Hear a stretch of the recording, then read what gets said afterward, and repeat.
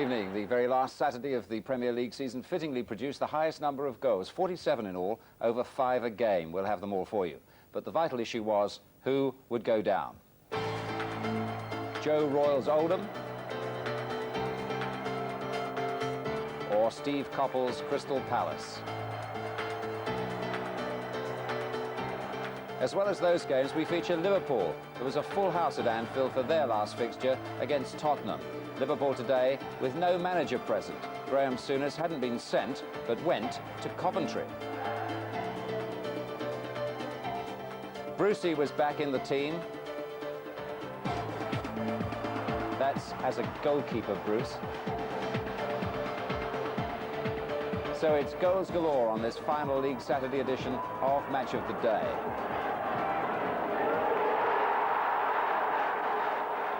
The result of the Goal of the Month competition coming up, and end-of-term reports from Alan and Trevor. Well, Middlesbrough and Forest were already down. Today either Oldham or Crystal Palace would join them. Oldham had to win and hope that Palace would lose. So first it's to Boundary Park for Oldham Athletic against Southampton, and our match commentator, Barry Davis.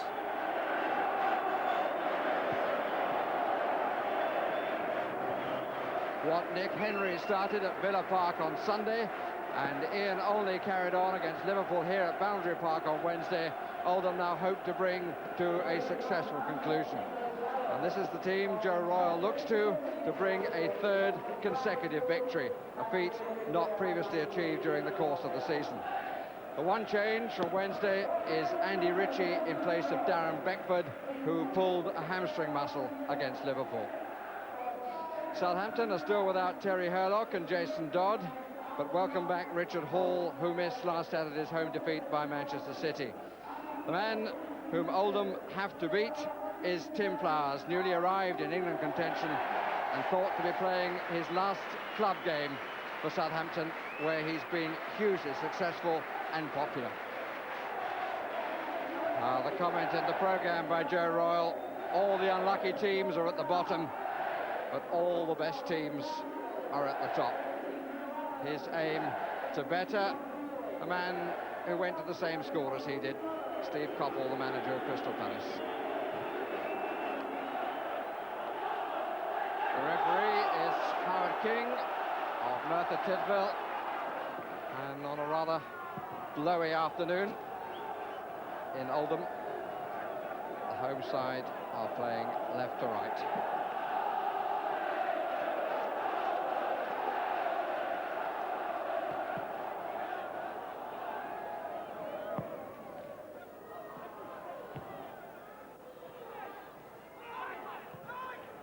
Ritchie, bit more space, chase for Haller, and he took his eye off it for a moment, it seemed, Flowers, but he got a fist to it. Bouncing ball on the wind, there's quite a lot of bits of paper and dust blowing as well.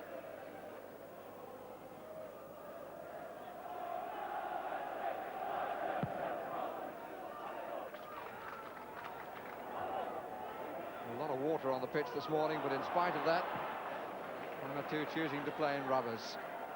It's been a major problem this season, the pitch at Boundary Park. It's the only return to grass from the synthetic. And we're promoted. Here's Milligan. He doesn't take the first clear opportunity of the match.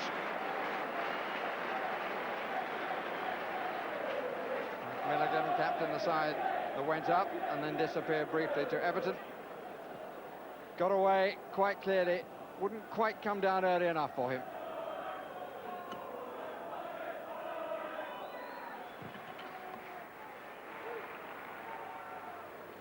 Steve Redmond lost out to Dowie, and Letizier, little nod from Poynton. Letizier, clearance over the top from Richard Jobson.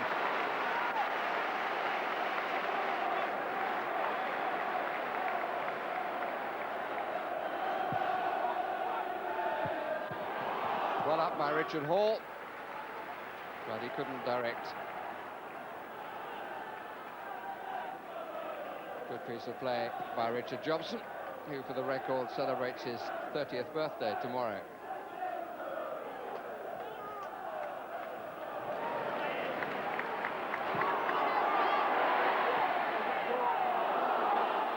accidental. Paul doesn't agree. Haller will find Richard Jobson up on the near post.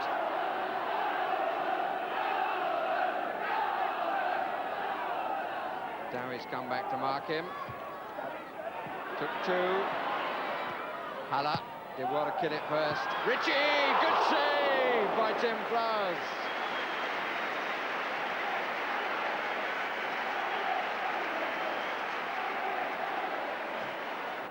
Nice smile from the goalkeeper afterwards.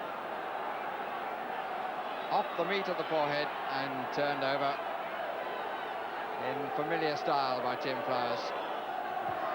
Out by Moncau, good header. Won by Poynton. Well, that was a nasty one. Good weight in, actually, by Poynton. And one of those that could have crept past to a goalkeeper's embarrassment, particularly on this barren turf.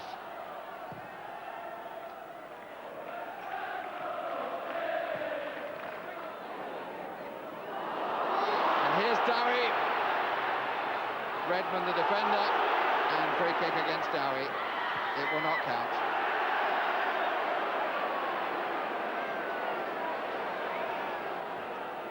Well, he was inside Redmond. Dowie then came across and finally fouled his man. The initial foul, though, could well have been from the Oldham player. Another corner.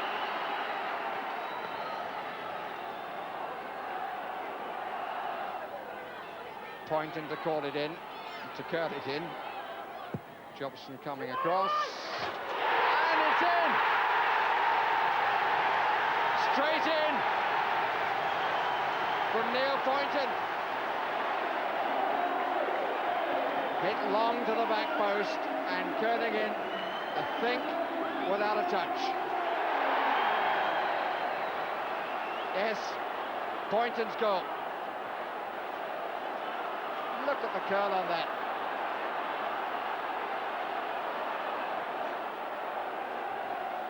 One nothing to Oldham. No reaction from a man for whom the afternoon really must be purgatory. Olney, Ritchie, Cockrell, free kick.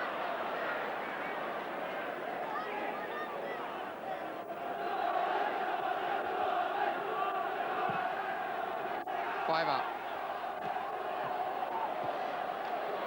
Letizia, 1-1.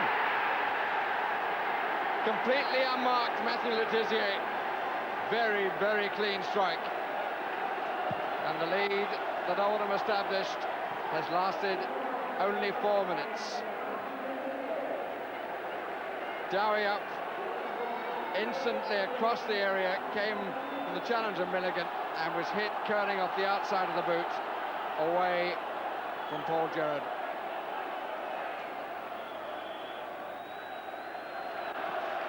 What a test of local nerves.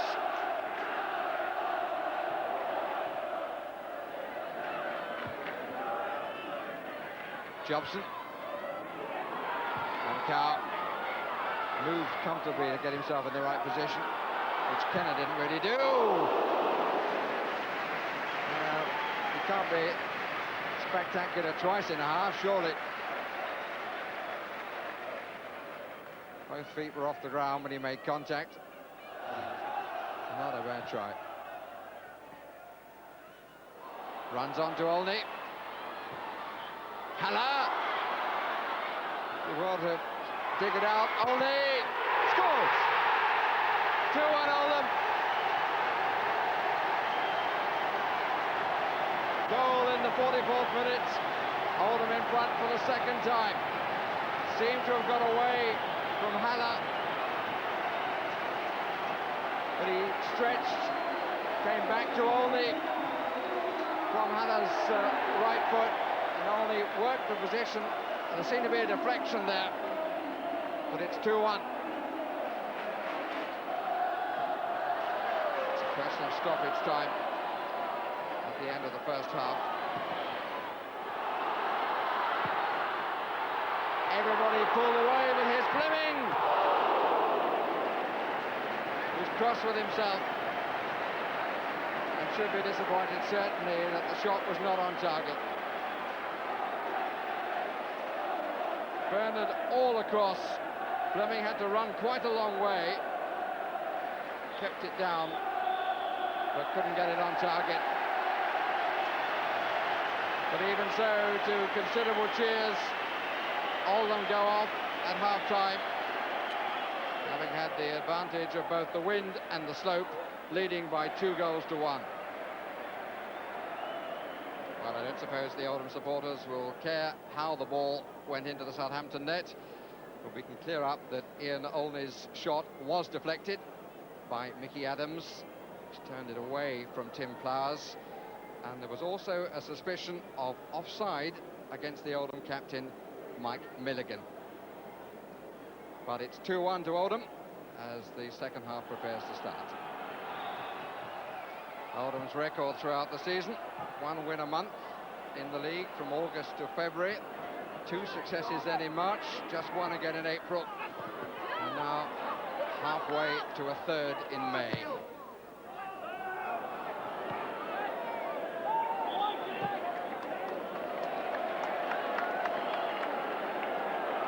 And Brentford, Southampton manager.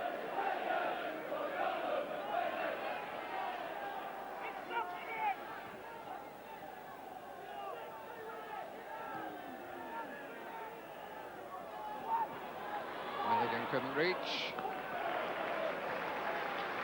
Madison who did.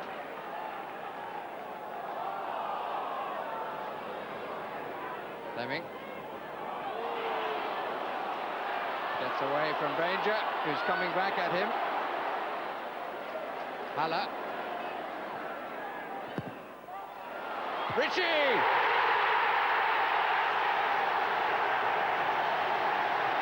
There were 3 Southampton players statuesque in the 6-yard area. And Oldham looking a better side, keeping the ball on the deck in the build-up and taking more time now rather than just hitting it on the wing as they had to, I suppose, in the first half.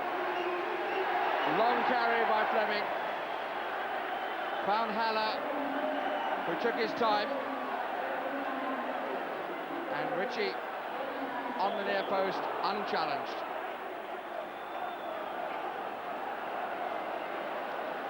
Joe Royal comes down to the dugout and can put his feet up.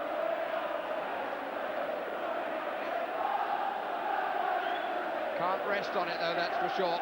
But the old campaigner has given them breathing space with his 3rd goal of the season. Little touch. Better one from Olney. First touch. Instant pass. Haller. That might come to Ritchie.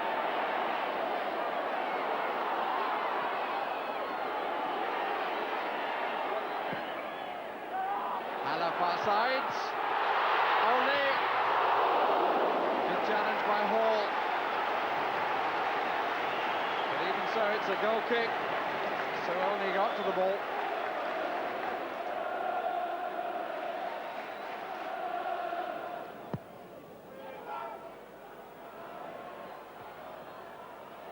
Granger. Good strike. In time for Gerrard to pick up his own parry.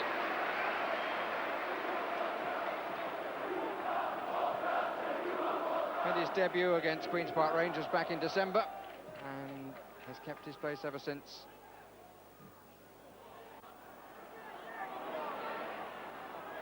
Henry, Ritchie did well, and here's Haller.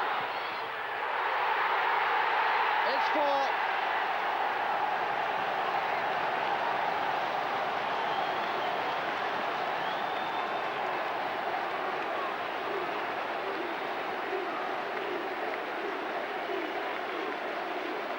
Well, they scored 5 against Forest and 6 against Wimbledon, and now it's 4 against Southampton. The total they previously managed also against Middlesbrough and Ipswich. Looking good for Oldham if the other result comes right. That is the concern now.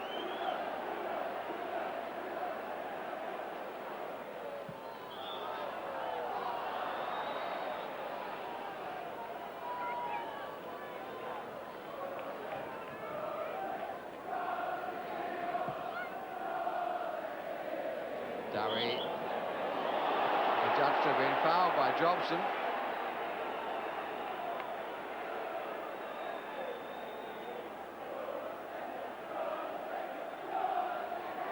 Milligan is the man on the end. He's the one who's got to stand firm. Near side as we look. Off! But even so, Letizia makes it. His second. Southampton's second. Margin of victory won't matter, provided victory it is. And Joe Royle deciding the moment has come to bring Ian Marshall into the action. Been out for 11 games after tearing a hamstring. Great applause for Andy Ritchie, the player to be substituted. And on comes Marshall.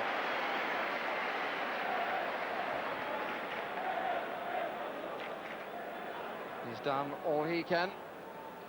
Part in the 2 goals of this half.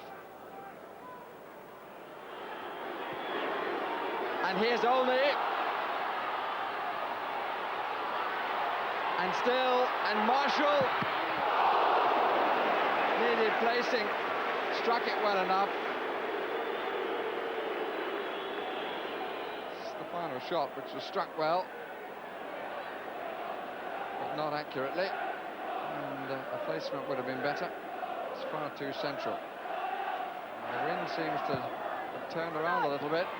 Flowers with the punch, and there's a foul in front of him.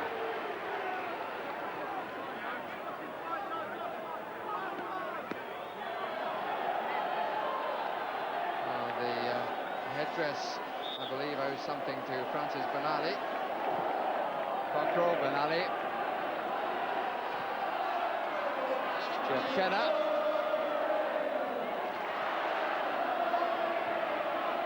It's good play by Kenner. And Letizia scores another one. 4-3. His hat-trick. And again, it's in doubt.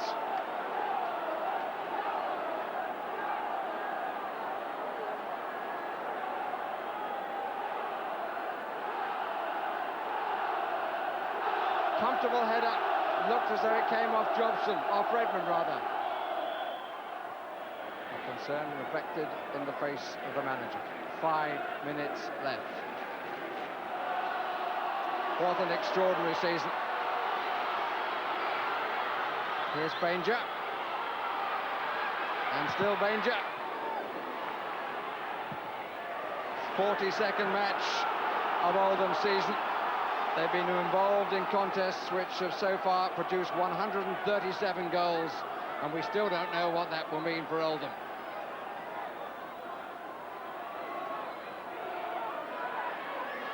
Look at the anxiety, appeal for handball, away by Milligan. Hall puts it back, Letizia, Milligan again. Fleming. 3 minutes to go, plus a bit of stoppage time. Out comes Flowers. Fleming.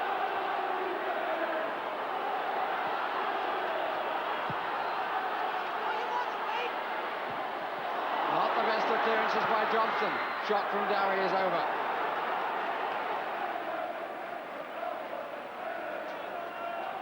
And Joe Royle.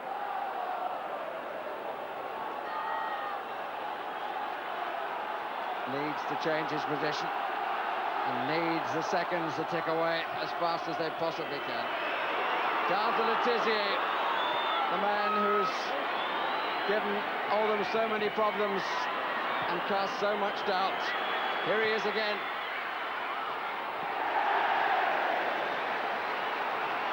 was too strong for the head of Dowie, about which Dowie complains.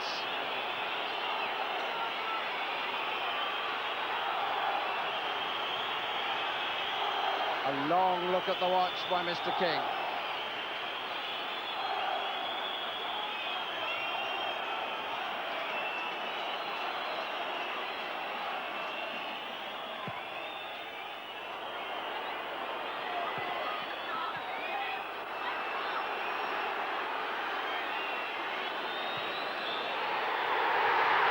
Final whistle is blown. An extraordinary end to the season at Boundary Park. It looked comfortable for Oldham when they led by 4 goals to 1 after 64 minutes. But they had to hang on to the end of the season, and as the players leave the pitch to enormous applause, they still don't know whether what they've done will prove to be good enough. Final score at Boundary Park: Oldham Athletic 4, Southampton 3. That result alone did not make Oldham safe. It would depend what happened at Highbury, where Crystal Palace were looking for a point. Arsenal against Palace then, and the commentator is Clive Tilsley. Carter winning out in the end. He's one of the ones looking to try and force his way into the cup final picture. Merson again, and Ian Wright is on his way. Wright against his old club, scores against his old club. No sentiment, nobody does it better. 9 minutes gone, and for the 4th time in 4 games this season, Ian Wright scores against the club who sold him to Arsenal.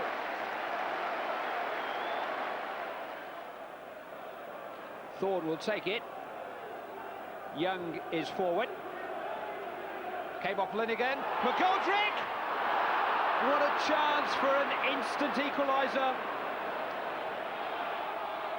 Roger again. Palace finishing the half very strongly. Thomas! Oh, Armstrong got in the way! Jeff Thomas's goal-bound shot stopped by his own player. Just 20 minutes remaining now. Gordon. Away as far as Southgate. Gareth Southgate trying his luck. Oh, Seaman! Well, his luck just held. Not quite as calm as he looks, I fancy. Thorne launches another speculator. Young, Armstrong's there, Williams is there. Away by Winterburn, came off Davis. This is Young, Eric Young!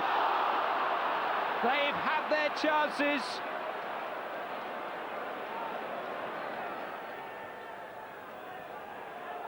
Pills for handball against Davis, play on. Wright trying to make it difficult for Young. Very difficult. And look where Martin is. Dickov. It's in. A memorable moment for Paul Dickov. His first goal for Arsenal. But with 8 minutes remaining, surely the last chance has gone for Crystal Palace. Beautifully done by the young Scot. Just seconds of Crystal Palace's Premier League existence left now. Kevin Campbell looking to turn the knife. 3-0. Kevin Campbell, the final word in the final minute. Arsenal have certainly kept their side of the bargain. They've kept the cup final out of their minds, and they've beaten Crystal Palace in what was their cup final. No reprieve for Steve Coppell. 49 points just wasn't enough. So Oldham stay up. Palace drop out of the top division after 4 seasons. Well, now let's hear from some of the personalities involved in those 2 games. First, from a relieved Oldham manager, Joe Royle. Remarkably, you still look quite a young man. That's very nice of you to say so, Barry, but I've got to tell you, in that dugout, in the 2nd minute of injury time, I felt like old man time. It must have been pretty difficult, because there's nothing much a manager can do, is there? No, I mean, it was just sit there. I did try and get up. I went to the top of the stairs, but it looked no better from there. So I came back down again and sat in the dugout and watched it from there. And it was still frantic. And I was questioning the referee and his watch and everything. And we knew that Arsenal were winning 2-0. And I thought, it'd be just like us to blow it from our end. But we didn't. Came close at the end. Yes, came very close. You know, Southampton, for their part, can't be faulted for their attitude to come away with nothing at stake and score 3 goals away from home. And especially Letizia. I mean, I desperately wanted him to have flu last night. 49 points is cruel. Last year, I think 42 was the third from bottom going down. So it's been extraordinary in that respect. Our season has been ruined by our start. After 17 games, I think we had 12 points. We waited until our 9th game at home before we recorded our first victory. And once you're in that position, it's very, very difficult to come back. I thought my players in the last 2/3 of the season did all I could have asked for of them. We had our moments when we weren't so good. But once you're under that oppressive pressure, week in, week out, being down the bottom, you need a sharp injection of something sooner or later to really turn your season around. We weren't in that position, and we struggled a little bit. Well, Palace seemed unlucky today, but it's good to have Oldham in the Premier League, but you can't relax when you watch them, Trevor. Not if you're a supporter, definitely. I mean, last weekend, that fantastic result at Villa sort of set up the rest of the week. But I mean, today it was back to the end-to-end stuff that, as you say, leaves their supporters with their nerves shredded. I mean, they've gone 1-0 up, and less than 5 minutes later, a very straightforward goal they concede. Here, Ian Dowie comes off the defender, can chest the ball down, a lot of space, just hooks it on. You know, Maddison then gets another touch, and you see there Steve Redmond alongside him, Neil Point, and Letizia, what, 5 yards of space, tucks away an equaliser. And again, they've sort of got to build up the game again. But, I mean, they've scored 63 goals this season. I mean, only Manchester United and Blackburn have got more, and that's great credit to them. They don't deserve to go down, really, with that record. It's a bit of a scramble, the goal. Look for little Milligan, as was spotted in the edit. He is in an offside position in front of the goalkeeper. You know, we're seeing decisions given that way. Haller does exceptionally well. I think he's played very well the last few games. Hooks this one back. Ian Olney doesn't snatch at it, sets it up, and he does clip Adams on its way in. That little bit of luck that you need. The third goal, a lot of credit again to a young player who I think's done exceptionally well in the last few games, Craig Fleming. I mean, to pick the ball up there, run down the line. Haller's still got a lot to do. This was the best, for me, the best goal of the 7. And Andy Ritchie, experienced man, tucks away the header. And you would think most managers at that stage, 3-1, then 4-1, could start to relax. But Oldham were never cruising, and Joe just can't bear it now. It's 4-3, 5 minutes to go. Is he going home? Where's he going? No, where's he going? No, he's decided to watch it from a different angle, but it gets no better. And for me, this sums Oldham up completely. 4-3 up, 30 seconds to go, the ball comes to Milligan. He's just got to put it in the corner, get everybody behind the ball, and take your chances, but not Oldham. He tries to play it to Henry, gets cut out. Cockerell gets it, Southampton break. Oldham have got 7 players out of the game, and that really is kamikaze play. Fortunately for Joe and Oldham, it comes to nothing. The final whistle goes, it's a mixture of relief and elation, but obviously delighted. A very, very happy man, and you can see it in his face. You'll be having a nice lie down somewhere now, I would have thought. I feel sorry for Palace, but everybody wants to see goals. And when Oldham play, you're virtually guaranteed goals. At any end, of course. At any end. What do you think is going to happen to Palace now? Because they've got some star players there. I wonder if they can hang on to them, Trevor. Well, you've Armstrong, etc. Yeah, you've got to feel a lot of sympathy. 49 points is a lot. I mean, last year I think it was Coventry, Norwich, 44, 45, and they were saved. So Chris Armstrong is an obvious one. Nigel Martin in goal. You know, Jeff Thomas midfield, and the 2 centre backs. You know, Thorne and Young. So it's a difficult summer for them. Tricky one. Well, at the other end of the table, a battle today for 3rd position and maybe a place in next year's UEFA Cup competition, depending on what happens in the Cup final next week. Norwich were away to Middlesbrough, but first let's look at Blackburn against Sheffield Wednesday. Bar the absence of Paul Warhurst because of his injured wrist, Wednesday's lineup had a Wembley look. Blackburn, for their part, still had a thirst for points. But the game stayed goalless for 65 minutes. And might have remained so had that handball been given. But Kevin Gallagher escaped, Jason Wilcox crossed, and Tim Sherwood scored. So Blackburn finished the season with 6 wins in their last 8 games, which left them wondering about the chance of a place in Europe. Norwich were thinking along those lines too. They went to Middlesbrough, who were trying not to think too hard about the First Division. Efan Ekoku put the East Anglian side ahead. This was his first full appearance since his £750,000 transfer from Bournemouth. The league lasted half an hour until the usually reliable Brian Gunn had a nasty turn and Lee Faulkner equalised just before the interval. In the second half, Norwich couldn't stop Paul Wilkinson scoring with a typical header. What they could do was hit back in kind. Efenakoko again, following up the rebound from Chris Sutton, 2-2. And that turned to 3-2. A fine volley from England youth international Andy Johnson, who'd previously made only a couple of appearances at the end of last season. More to come. John Hendry, whose form has shone through Middlesbrough's struggles this season, scored the last goal of the game. The point was enough to keep Norwich above Blackburn. Yes, Norwich confirmed in third place, their best ever. Well, now our other main feature, Liverpool against Tottenham. Speculation all week, of course, about the future of Liverpool manager Graham Souness. Would he stay or would he go? Well, he didn't stay today. For some reason, he went to see the match between Coventry and Leeds. He missed an Anfield thriller. Liverpool brought Bruce Grobbelaar back in goal, replacing David James. Ian Rush started the match on 299 goals for the club. Spurs, with several players under treatment, fielded youngsters, David McDonald, Danny Hill and Kevin Watson. The commentary comes from Tony Gubber. Allen, and this time they're beaten offside. It's Kevin Watson, 2 to look for at the back post. Oh, it's come back off the woodwork from Paul Allen. Tottenham's best moment. When the Liverpool attack broke down, they were always stretched.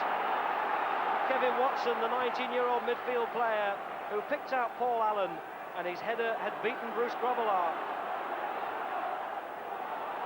Rush!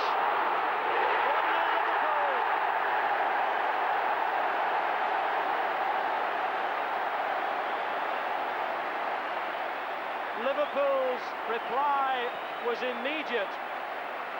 Their crossbar at the other end was still vibrating from the Paul Allen header. Straight upfield, John Barnes, terrific ball, cuts out 3 defenders. Rush given space and time to control it and to beat Ian Walker and score his 21st goal of the season. Well, that's Ian Rush's 300th goal in a Liverpool shirt, and it's come in his 532nd match. Barnes was forced to lay it back, and he gave it to Sheringham, who's found Sedgley, who's found Anderton. Just Anderton, he's a long way out. Oh, it was a wonderful shot and a good save by Grobbelaar. Good skill by 2 players, particularly Bruce Grobbelaar, who's been out of the first team for more than 6 months. And Teddy Sheringham. Anderton.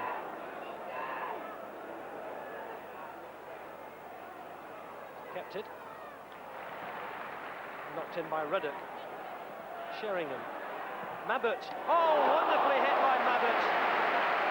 And a good save by Grobbelaar, who on his return to the Liverpool first team is being kept very busy. Mark Walters, faced by Vanden Hauwe. Tries to run round him and does so, gets in a good ball. John Barnes! Oh, what a fabulous goal, Liverpool. And suddenly the sun does shine on John Barnes. Credit Mark Walters, but it's an inviting cross. John Barnes steadies himself, heads it past Ian Walker for his 4th goal of the season. 2-0 Liverpool, right on the stroke of half-time. Tottenham start the second half with a substitute on, and the first touch then for number 12, Stuart Nethercott, on at left-back to replace the injured Pat Vanden Hauwe. The news from the dressing room that Vanden Hauwe is suffering from concussion, which had seemed evident during the first half. However, he did stay on. Offside. Oh no, waved on. Sheringham. Oh, Liverpool in disarray. 36 seconds or so into the second half. Mark Wright looks across. Everybody looked across, but the flag stayed down. Sheringham in right on Grobbelaar, underneath the keeper.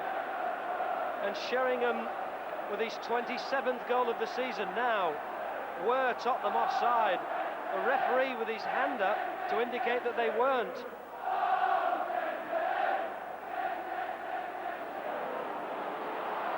Barnes trying to get into full flow. This is Burrows. who was very fortunate to get it back. That came off Mabud. Liverpool forced the corner.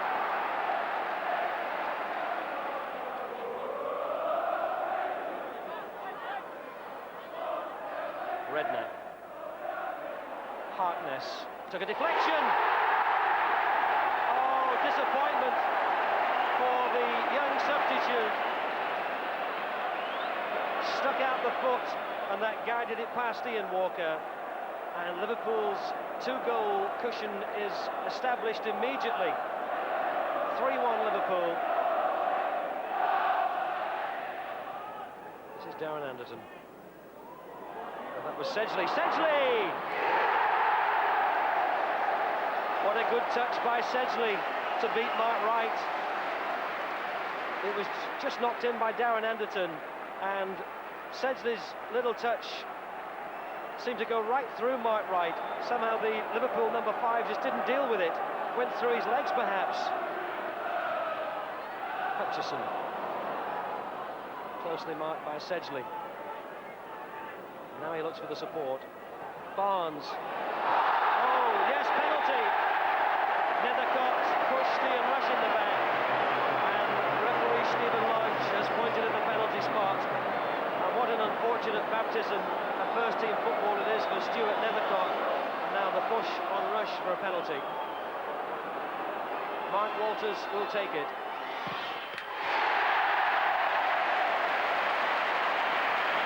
Walters putting the ball exactly where Ian Walker had been standing. Rob Jones, John Barnes. Hutchison with space for the cross.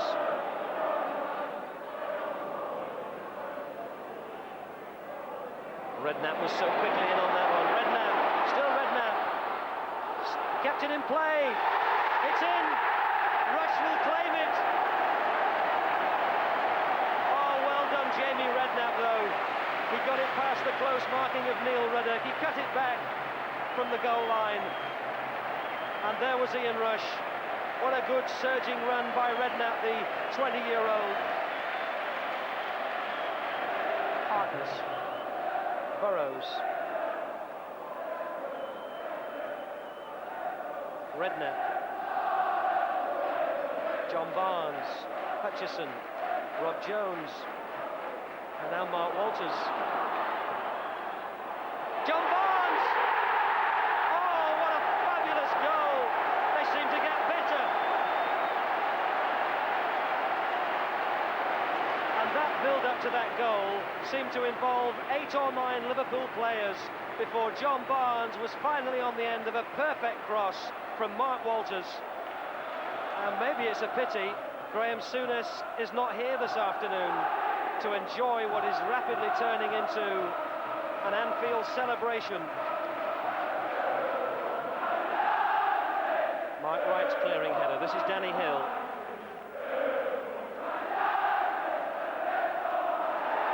Penalty. Well, Rob Jones has thrown the ball down in anger, and that will bring some sort of punishment from the referee, Stephen Lodge. But it did look as if young Danny Hill had got the better of him. Certainly Rob Jones came up with the ball from the tackle. But it's a penalty which Teddy Sheringham will attempt to convert. Listen to the noise. Grobbelaar saved it twice. What more on this extraordinary afternoon? Bruce Grobbelaar, restored to the side, saves Sheringham's penalty, not once, but twice. And listen to the applause for Bruce Grobbelaar. What an afternoon he's had. It was a nice surprise to me getting a nod yesterday from the boss, Graham Souness, and I knew yesterday, so it was a nice welcome surprise, even though it was at the last game of the season. So even though Graham wasn't here today, he actually selected you to play in place of David James? Yes, he did. Yes. How have the players reacted to all the turmoil that's been going on this week, Bruce? Well, fortunately for us, it's at the end of the season, and we haven't had too much to think about because we've got this game on our hands here this afternoon. We coped well without him being here, but that's the way Liverpool Football Club is. Liverpool Football Club is bigger than any one person, and the players play for Liverpool Football Club. Well, it was an extraordinary scoreline there today and a thoroughly enjoyable match to watch. But what, Trevor, do you make of this Graham Souness thing? Are we all imagining this, that he's going? Or, I don't think so. I think he's got to be going. I mean, as an outsider looking in, I mean, you go back to last weekend where you have a 4-hour board meeting which Graham didn't know anything about. Then early part of the week, another one. After both of those meetings, there was no public statement of support for the management.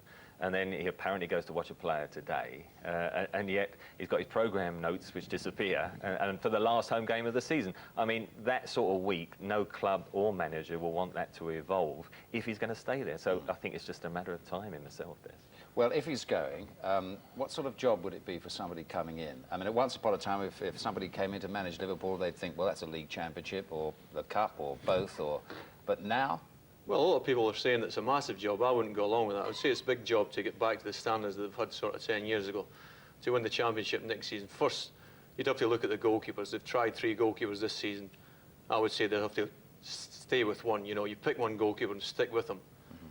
But the main priority for me would be somebody to play up front alongside Rush. I think you've got to have somebody that's pace and is good in the air. And I think the man would be Ferdinand.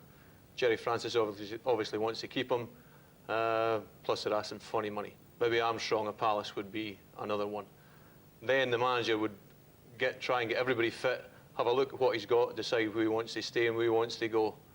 But the problem that I see for Liverpool is there's not an obvious man to replace Graham. Of course, the name Dalglish is springing to a lot of writers' minds. What about, he's a mate of yours. I mean, has he been on the phone and said he wants it? Or? I think he'd be an ideal choice, but he's more than happy at Blackburn. Without any doubt, you're fairly sure of that. I think he'll stay at Blackburn. I think he's doing a great job then. I think Blackburn are going to be a major force. Yeah. He's quite happy there. Could you see a case for Dalglish perhaps going back there? I mean, he's left once. And yeah, no, I don't. And I think the biggest problem, I'm not sure, I think Alan said there's not a big job to be done. I think whoever takes over will have a lot of players who perhaps will need to be moved on. So it's another rebuilding job, and you're just getting to the stage where Graham Souness would believe he's getting near the end of his. New man comes in and restarts, so no player knows where they stand as such. And neither of you want it? Better ask Alan. Trevor will take it. 4 other Premier League games today. Look out for the goals, 22 of them. Mid-table for Manchester City and Everton, no inhibitions on breaking up day, but not many people would have won money predicting the score. Everton made the opening bid through Matthew Jackson. They doubled that from Andy Hinchcliffe's wicked corner. Peter Beagrie wrapped it back in from Martin Margitson's parry. Then Margitson's clearance from Phelan's back pass went straight to Radosavljevic, the man they called Preki. His deflected shot hit a post. Peter Beardsley scored, 3-0. City took the edge off the half-time team talk, though, when David White headed in. Nonetheless, City decided to replace Margitson with Andy Dibble, only to see Preki beat him from 22 yards. City won a penalty for handball. By this time, Jason Kearton had taken over from Neville Southall, so all 4 goalkeepers had played. Kearton had been on only 10 minutes when Keith Curle's spot kick went past him. The game also featured 4 cautions and an encore from the double somersault man, Everton's Peter Beagrie. At the end, City's chairman, Peter Swales, was pelted by angry fans. They used eggs that they'd presumably taken along just in case City lost 5-2. A gate of nearly 20,000 here, surprising for the lower half of the table, but it did explain why one seat was empty on the bench at Anfield. Graham Souness was believed to be watching Peter Undlove, who set up John Williams for the opening goal. 60 seconds later, Leeds were level. Rod Wallace's pace beat the offside trap, and the finish was cool and effective. Carl Schutt was a bit unlucky with an attempted back pass, but that allowed Undlove to continue his audition by laying on a simple goal for Nick Cribb. The Coventry man's satisfactory afternoon prospered further when he scored Coventry's 3rd goal, courtesy of John Williams' pass. By this time, Leeds were down to 10 men. Chris White having departed under a second yellow card. But in the last couple of minutes, Rod Wallace upstaged the youngster from Zimbabwe, first with a header, and a minute later taking advantage of an error under pressure by Jonathan Gould to complete his hat-trick with a shot into an empty net. But it was still only a draw, and for the first time ever, the league champions have played the following season without a single away win, hardly worthy of a pitch invasion. Sheffield United knew the mathematics were on their side, and they swiftly set about removing any need for decimal points. Andy Scott put them one up, following Paul Beasley's header. Just after the quarter hour, Paul Rogers, who used to play beside Scott for Sutton United, made it 2-0. And there was another just before half-time. Brian Dean's turn and run and long sweeping pass. Dane Whitehouse's emphatic shot. And just after half-time, Chelsea were exposed again. John Pemberton to Carl Bradshaw. Whitehouse diving in to meet the cross. It needed a mistake by Alan Kelly to let Chelsea in, but his failure to deal with David Lee's long shot came only 4 minutes from the end. Time enough for a lonely Andy Townsend to add another, but it was Sheffield's day. They finish in 14th place, only 4 points behind Chelsea.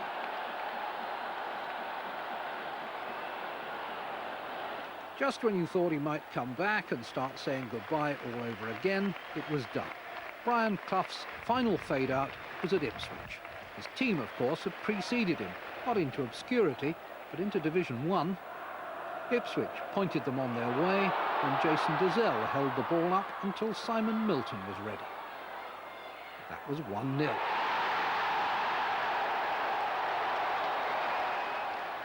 After that, it was down to penalties. One for Ipswich. Carl Tyler found guilty of bringing down Chris Kiwomya. Steve Whitton from the spot.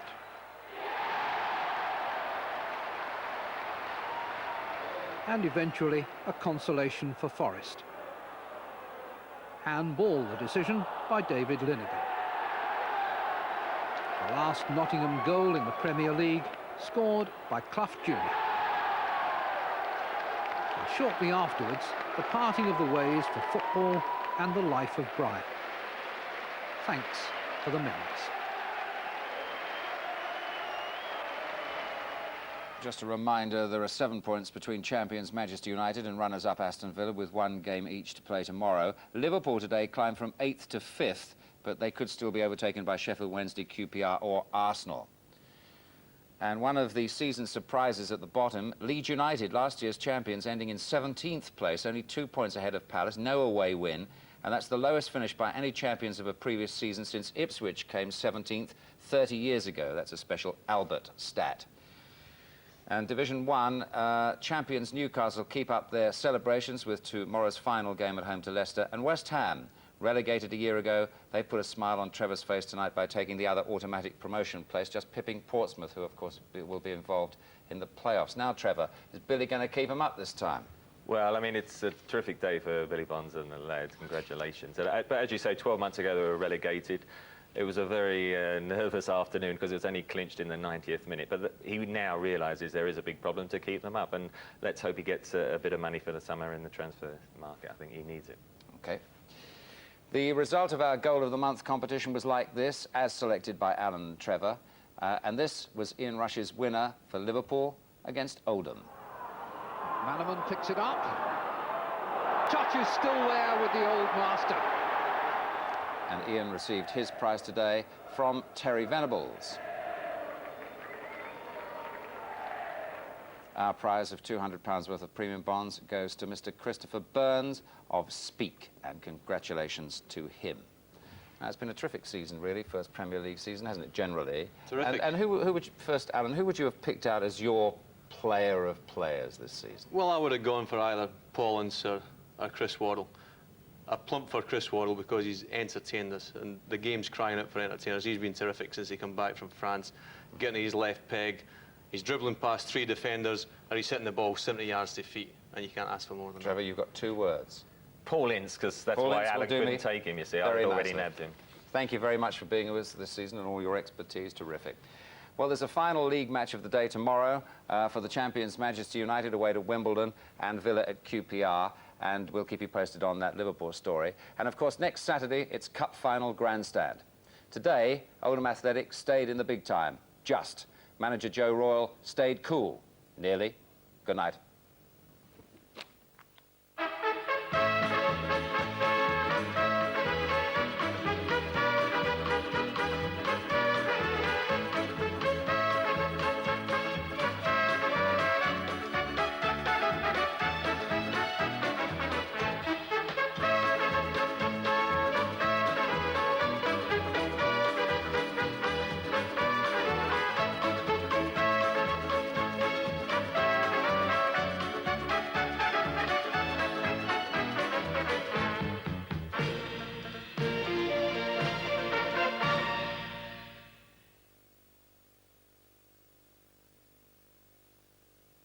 John Motson celebrates the history of Match of the Day in this BBC book and a compilation of classic football action from the programme.